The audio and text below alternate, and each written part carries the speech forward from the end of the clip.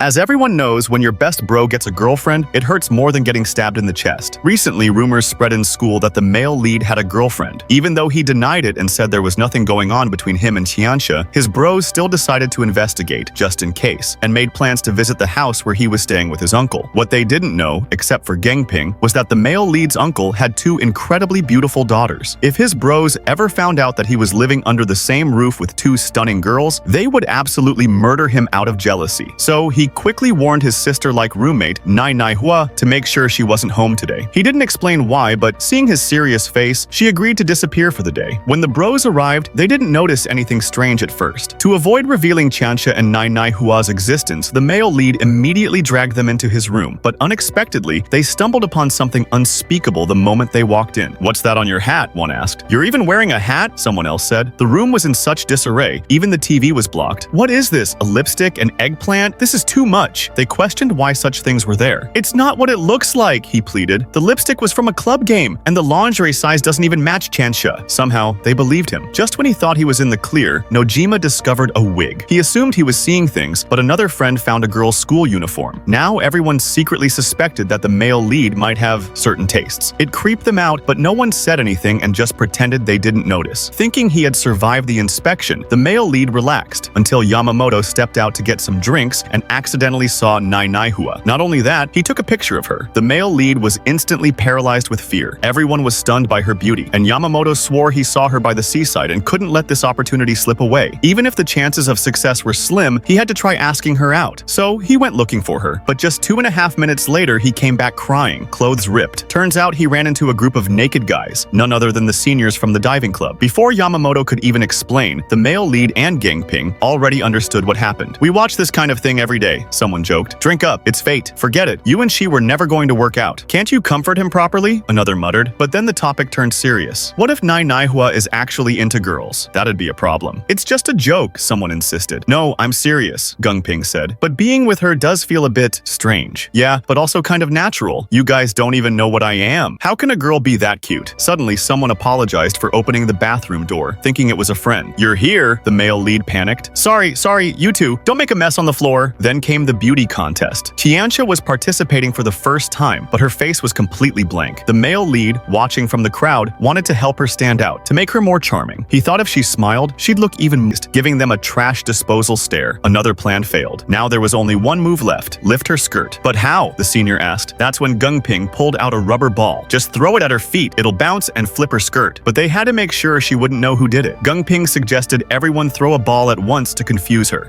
Forgiven me, you're still looking at me, you unfilial son." "Master, are you mad? Let's eat." "Thanks. I only drank 2 liters. You're really attractive." "That's great." The man clearly ordered oolong tea, but the senior sneakily poured vodka and whiskey into his cup and casually told the male lead, "Here's your oolong tea." The male lead was completely speechless. This so-called oolong tea, aside from the color, had absolutely nothing in common with actual tea. The senior claimed it not only matched in color but could even be lit on fire. When the male lead didn't want to drink it, the senior kindly brought him a glass of water instead. Suspicious, the male lead took it and tested it, only to find it could also catch fire. "How does that even happen?" he wondered aloud. "It's probably just a coincidence," they said. "It looks like water, so don't worry." "Do you guys really judge drinks only by their color?" The male lead desperately wanted to escape from this drunken club. At first, he had been reluctant to drink, but after getting pranked over and over, he somehow started to get used to it. Still, he secretly discussed with Gengping how to get out of this madness. They decided one of them would have to act as the sacrificial lamb so the other could escape. Or maybe they could settle it with a contest. A drinking contest. Loud and chaotic like always. The rules were simple. Whoever spit out the drink first lost. That was it. "Got it," he said. "Let's make it loud and lively." "Gengping," someone said, "telling the truth is another strategy. When you're not allowed to laugh, telling awkward truths makes people laugh." "I get it," said Gengping. "Let me share my pain. Even though I'm just here, actually I used to be an idol. Looks like I failed to surprise you." "It's you, the idol, who couldn't surprise me," replied the male lead. Looks like it. Looks like it. "Oh no, let's make it lively. Lively. Gengping, are you okay?" "I'm hurt. Here, drink this too." "It's you again." "Gengping, are you alright?" "It's always you. I swear I'll make you pay." "Fine, I'll turn you into black and white. Turn you black and white, black and white." "Seriously, you guys, drink. Water. Thanks." "Didn't expect that, huh?" "Are you okay? This drink is satisfying you too?" The male lead never expected that. When he opened his eyes the next morning, he'd be staring at a shocking sight. And even more shocking, surrounded by a group of naked men. These were the members of the diving club. The male lead had almost gotten used to such weird mornings, but today, there was a stunning woman lying next to him. A senior nearby woke woke up and explained that she was from a nearby women's college and was only sleeping here because the place had beds. He didn't mind at all and advised the male lead not to treat her like a regular girl, otherwise he might be cursed. That day, the seniors gave the male lead a mission: convince Tiansha to enter the beauty contest and win the prize money for the club's budget. But under normal circumstances, Tiansha would never agree. So the male lead and Gengping decided to get her drunk and trick her into agreeing. Using the heat as an excuse, the male lead went to fetch drinks. Gengping secretly mixed whiskey and vodka into one glass and left regular oolong tea in the other. The plan was to give the spiked one to Tiansha, but when the male lead handed her the drink, she said she was busy and would drink it later. Meanwhile, the senior girl casually took the oolong tea glass, leaving the dangerous one behind. She then asked them suspiciously why they weren't drinking and if they had added something weird. Panicking, Gengping quickly poured the drink into the male lead's mouth to cover it up and blamed it on an unavoidable force. Not ready to give up, the male lead tried again, sneakily pouring alcohol into a cup, but this time Tiansha caught him red-handed. Luckily, she misunderstood, thinking he was trying to get the senior drunk and didn't accuse him of anything. Left with no choice, the male lead gave the drink to Gengping, who assumed it was tea and drank it without suspicion, only to realize something was off. "Sorry," said the male lead. "This was another force majeure. I had no choice. I'll use this cup in place of my own. Here's another. I've got one too. Not done yet. Only coffee in the sea," someone said. "Special Siloft brand coffee. I'm starving. You two, eat together. You two, what are you doing? Hey kid, why'd you make me drink that? What's wrong with you? Don't you understand? If you want to die, I can help. It's not like that. Then why would you do this? There's no helping it now. Go on. What? Get out here? No. Will this kid throw a fit on stage? You should stomp from above. Better not ship it out. Answer me. I'm begging you. It's settled. If you don't want to, fine. No way. We're just asking you. Then say clearly why. Why are you asking? No reason. If we ship it, we'll win the prize money and won't get eliminated. I see now. Got it. What do you think? I definitely don't want to. I figured. Then don't ask me. One man, just because he saw a beautiful girl and never imagined that the group blind date he fought so hard to join would be filled with heavily made up beasts instead of the charming ladies he expected. This isn't what I had in mind. Why did fate always bring him these oily-faced creatures? But the real shock came when Yamamoto, his loyal bro, didn't seem to mind at all and cheerfully greeted the other side. Clearly, Yamamoto was desperate. Even with this lineup, he was excited. He even pointed his chopsticks at one particular girl, signaling that today's target was her. The male lead and the others were stunned by Yamamoto's determination. He truly was the model of innocent resolve. And then, the introductions began. The moment the other side spoke, Yamamoto bent over backwards to respond enthusiastically, terrified they might dislike him. And seeing Yamamoto acting so pitifully, the male lead and his friends felt that the least they could do was help warm up the atmosphere. So the three of them also introduced themselves and immediately sat across from the other three women. Witnessing this, Yamamoto was moved to tears. He never imagined that his usually cold-hearted brothers would be so kind to him today. Determined to keep the energy high, the male lead took the initiative to chat with one of the heavily made-up ladies. But seeing her flirting with such exaggerated makeup made him nearly choke on his drink out of panic and awkwardness. Still, for the sake of his bro's love life, they endured the discomfort. As they chatted, the boys caught a glimpse of the girls' phones and saw photos of them looking like normal, even attractive women. This made them question everything. Were these actually pretty girls just wearing ugly makeup on purpose? With that realization, their attitudes shifted instantly. After a while, the male lead started gaining the upper hand in the conversation, but Gengping wasn't about to let him win so easily. He told the girls that the male lead already had a girlfriend. "But we're a team," the male lead protested. "All my supportive friends are rooting for me." "Damn it," someone muttered. "You all have girlfriends, don't you? Just one step away and yet, damn, even in my dreams I see her. What a sweet romantic life. I guess I'll have to give up.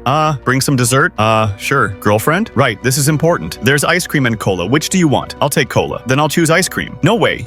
Are you my assistant? Wait, I don't have time to chat with you. Let's keep talking. It's okay. Don't say that. Because Ada also heard that Yori has a girlfriend. Yo-Yo television series exclusive. Sorry I made you do something weird. It's okay. That kind of makeup was fun, and it let you film something interesting too. On the topic of cheating in exams, the male lead claimed he would challenge the smallest possible font size for crib notes. He printed the text in micro size, small enough that teachers wouldn't notice. "It looks tiny," someone said. "But where do you put it during the exam?" A friend suggested sticking it inside the pencil box or behind a drink label. Gengping said, "Why not inside a towel? Who brings a towel to exams?" The male lead shot back. He then asked Nojima how he was preparing. "I'll do it overnight." "Overnight? You mean cram?" "No, overnight prep." When asked about his own plan, the male lead said he'd tape the notes to the back of a fan. Someone else planned to hide it inside their clothes. So everyone had their own cheating method. But on exam day, no one expected the teacher to be such a challenge. First, he asked everyone to close their pencil boxes. Yellow-haired guy immediately gave up. Red-haired guy was confident until the teacher banned drinks and snacks. Red hair turned pale on the spot. Things were getting tricky. The male lead noticed two students behind him looking unusually calm. Could it be they were just that confident? Actually, Clearly, those two had already accepted they were going to fail. Meanwhile, Nojima's plan backfired. His sweat smudged the ink on his crib notes. Idiot, the male lead muttered. Who hides notes under their armpits in summer? Nobody died, someone said. What just happened? Don't worry, just an increase in the number of corpses. Although the male lead's notes hidden in the fan went undiscovered, even with them, he couldn't solve most questions. Only one option left: teamwork. They began a group battle. Let's start with what we learned in class, the teacher said. Now translate the following into German. First question: heart gangster. What does that even mean? Man, someone told him the meaning of service. Second question: naked man holding a banana. Are we really in a German class? Third question: James Thomas. That's clearly English. Take him out. Fourth question: this is awful. Not sure. I have to redeem myself somewhere. Everyone, the teacher said, your performance was terrible. But if you score over 10, yes. Over 20, yes. Really? That's awesome. Didn't think I'd make it. I'm saved. Didn't expect it. Rebirth. What a bunch of idiots. This is the dirtiest tennis match I've ever seen. Before the match even started, most of the male lead's teammates were already drunk. When he arrived, he saw spilled alcohol instantly evaporating. Clearly, it had been tampered with, but he wasn't about to take that lying down. He'd give them a taste of their own medicine. Too easy. What is this? Nothing's changed inside. The male lead managed to win the first set, though it was mentally and physically exhausting. Still, the other side started it. Meanwhile, the culprit clenched his teeth in frustration. In the next round, Qiansha and Aikai took the court. Right at the start, the opponents mocked their mother, igniting Qiansha's fury. Fueled by anger, she quickly took the advantage, but no one expected the enemy to switch tactics mid-game. They decided to target the slower Aikai. They kept aiming balls at her body to force her off the court. Seeing this, Qiansha retaliated fiercely, but she was shy, and the male lead in the crowd cheering her on reminded her of the time he lifted her skirt, breaking her focus. Her form slipped, and they lost that round. Afterwards, she beat up the male lead and tore his clothes. Then came the final match: male lead and Gangping versus the infamous blue-haired player. To everyone's surprise, the male lead's tennis skills were insane. Turns out, he had trained hard back in high school after hearing that playing tennis in college helps you get a girlfriend. But no matter how strong he was, Gangping was useless. He couldn't even hit the most basic shots, because Gangping dragged the team down so badly even the male lead couldn't win alone. Now, we need a strategy. Round 10. What are you doing? Missed the shot. Now it's a team match. Time to step in. I can do this. Get in, you bastard. Didn't I say you could use any method? Again and again and again. But at least you managed to block it. That's better than playing ping pong. Now, what's the first thing a new bartender should pay attention to? The male lead only had to glance at a cocktail recipe using Qingming gin. Just gin with a touch of Qingming. And in that moment, he felt he had understood the true essence of bartending. All right, I am a mouse. A mouse? Got it. I am a mouse. Wait, what? What does that even have to do with anything? That's so weird. This is way too weird. This is still way too weird. Over and over again, they couldn't stop repeating it. You guys didn't even give notice. T, Rose, Kumia, Bio, why the heck did I even call you guys? Aikai snapped, demanding the two of them take things seriously. The male lead tried to calm her down, saying, "Don't be angry. Everything takes practice." The store owner chuckled, thinking to himself what an amusing bunch of kids they were. Then he brought over a thick cocktail book and told them that if they were ever unsure, they could just look things up. With this complete bartender's guide, there was supposedly nothing to worry about, but these two, they weren't ordinary people at all. Aikai said that in such a trendy place, their behavior should match the atmosphere, like what you'd see in movies or dramas: elegant bartending, dashing drinks, and classy toasts. Hearing that, the two nodded in understanding and immediately asked Aikai to watch them. The store owner once again sighed at how close their relationship seemed and casually asked what exactly they were to each other. Without hesitation, the senior replied, "We're completely honest with each other." The owner was surprised and thought they were joking, but the senior said seriously, "It's true. If you don't believe it, go ask yourself. The shape of love is different for everyone.